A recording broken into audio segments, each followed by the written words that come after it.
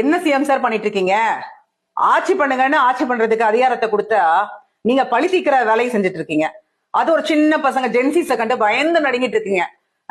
ஒரு தாவைக்கு அரசாங்கம் திமுகவோட ஜென்சி மீட்டப்ப ஆர்கனைஸ் பண்ணக்கூடிய ஆட்கள் மேல காவல்துறை ஏவி விட்டு அவங்களை ஏதாவது ஒரு வழக்குல அரெஸ்ட் பண்ணி உள்ள வைக்கணும் அப்படின்னு நீங்க நினைக்கிறீங்கல்ல, ரொம்ப தப்பான விஷயம், ரொம்ப கேவலமான விஷயம். இது வரைக்கும் நீங்க பண்ண அரசியலே இது வந்து மிகப்பெரிய கேவலம் பாத்துக்கோங்க.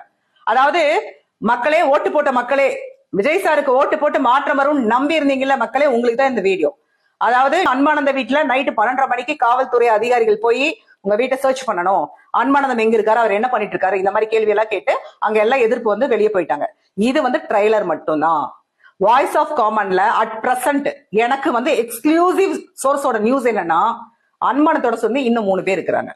ஹேமானந்த், அதுக்கப்புறம் ராஜேஸ்வரி, ஜூலி, இவங்க மேல ஏதாவது ஒரு வழக்கு போட்டு அவங்கள உள்ள தள்ளி வைக்கணும் அப்படிங்கிறது வாய்ஸ் ஆஃப் காமன் ஆதவர்ஜுனாவோட திட்டம். அந்த திட்டத்துக்கு முதல்வர் விஜய் அவர்கள் சப்போர்ட்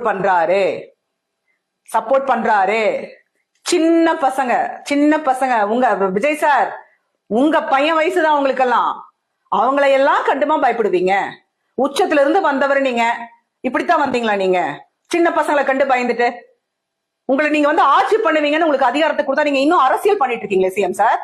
அப்ப மக்களுக்கான எந்த திட்டமும் கொண்டு வர போறது இல்ல, மக்களுக்கான அரசியல் நீங்க பண்ண போறது இல்ல.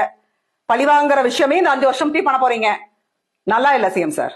உண்மையாலுமே உங்களை மதிச்சு உங்களோட வார்த்தையை நம்பி உங்களுக்கு ஓட்டு போட்ட மக்களை நீங்க ரொம்ப அசிங்கப்படுத்துறீங்க. ஒரு கட்சி கூட அதாவது ஒரு திமுகவை சார்ந்து திமுகவோட அரசியல் வரலாற்றை எடுத்து பேசக்கூடிய ஜென்சி மேல நீங்க வந்து ஒரு ஆதிக்கத்தை செலுத்தணும்னு நினைக்கிறீங்க, பயம் நிறுத்தணும்னு நினைக்கிறீங்க. இளம் கன்று பயம் அறியாது விஜய் சார். ஒவ்வொரு மாவட்டத்திலையும் பல அன்பானந்தன் இருக்காங்க, பல ராஜேஸ்வரி இருக்காங்க, பல ஹேமானந்த் இருக்காங்க, பல ஜூலிக்கள் இருக்காங்க. எல்லாத்தையும் அரெஸ்ட் பண்ணி நீங்க உள்ள வைக்க முடியாது சிஎம் சார். உள்ள வைக்க முடியாது, உள்ள வைக்கவும் கூடாது. ஜனநாயகன் படத்துல மட்டும் பேர் இருந்தா பத்தாது, நடைமுறையில நடந்து காட்டணும் சிஎம் சார். மாத்திக்குவீங்கன்னு நினைக்கிறேன், அது என் நம்பிக்கை. மாத்திக்குவீங்கன்னு நான் நம்புறேன். காப்பாத்துவீங்களான்னு பாப்போம். திமுகக்கும் எனக்கு நடுவுல யாரு வந்தாலும் நிர்வாகம் பொறுப்பல்ல. இது கிட்டத்தட்ட ஒரு 3rd கிரேட் ரவுடி பேசுற வார்த்தை. அப்போ இவங்களுக்கும் திமுகக்கும் நடுவுல வந்தது யாருன்னா கூட்டணிகள் தான் இருந்தாங்க. நாங்க வெளியே இருந்து ஆதரவு தெரிவிக்கிறோம். நேத்திக்கு அவர் அவமானப்படுத்தினது கூட்டணி கட்சி தான் அவமானப்படுத்திருக்காரு.